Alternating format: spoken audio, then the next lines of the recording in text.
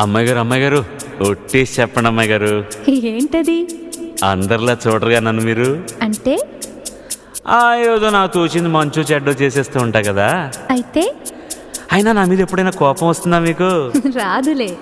అంటే అంటే నేనంటే నువ్వంటే మీకెంతో నాకెంతో ఇష్టం అన్నమాట.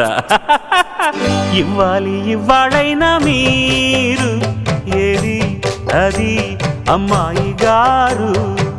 చెప్పాలి ఏం కావాలో మీరు ఏదో అది అబ్బాయి గారు. నన్నే మెచ్చారు, నేనే నచ్చానన్నారు. తీరా అది అంటే ఇంకా ఏమో ఆలోచిస్తారు.